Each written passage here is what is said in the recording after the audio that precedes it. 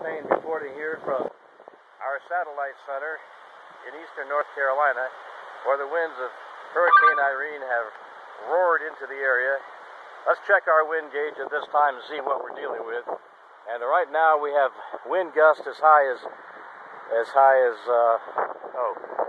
have wind gusts. Oh, we had a zero wind gust for a moment, but people are hunkered down and prepared for the worst.